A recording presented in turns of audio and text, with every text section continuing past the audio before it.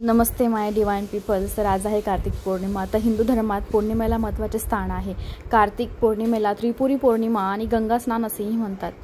जाणून घेऊया कार्तिक पौर्णिमेशी संबंधित काही लोकप्रिय गोष्टी.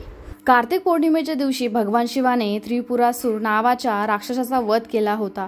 त्यामुळे देवांना खूप आनंद झाला आणि भगवान विष्णूने शिवाचे नाव त्रिपुरारी ठेवले, जे शिवाच्या अनेक नावांपैकी एक आहे. कार्तिक पौर्णिमेच्या दिवशी प्रदोष काळात महादेवाने अर्धनारीश्वराच्या रूपात त्रिपुरासुराचा वध केला.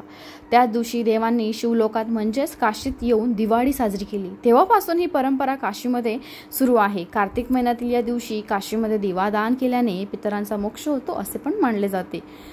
तर भगवान विष्णूच्या 10 अवतारांपैकी मत्स्य अवतार हा पहिला अवतार मानला जातो. प्रलय काळात वेदांचे रक्षण करण्यासाठी कार्तिक पौर्णिमेच्या दिवशी भगवान विष्णूने मासाचे रूप धारण केले होते, अशी धार्मिक मान्यता आहे. कार्तिक महिन्यात नारायण मासाच्या रूपात पाण्यात राहतात आणि या दिवशी आपल्या मत्स्य अवतार सोडून वैकुंठ धामाला परत जातात, अशी पण मान्यता आहे. महाभारताच्या महायुद्धाच्या समाप्तीनंतर युद्धात आपल्या नातेवाईकांचा अकाली मृत्यू झाल्यामुळे पांडवांना खूप दुःख झाले.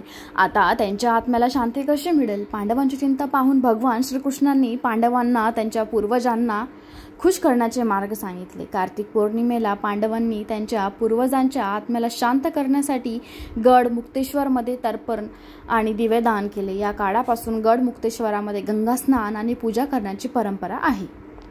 या दिवशी ब्रह्मसरोवर पुष्करमध्ये ब्रह्मदेवाचा अवतार झाला होता. कार्तिक पौर्णिमेनिमित्त लाखो भाविक ब्रह्मदेवाची नगरी पुष्कर येथे येतात.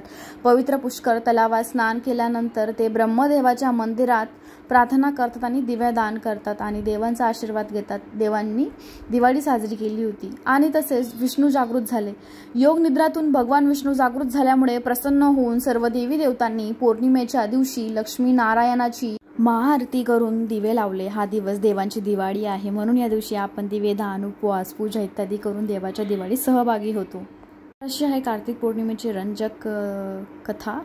Thank you my divine peoples and lots love you.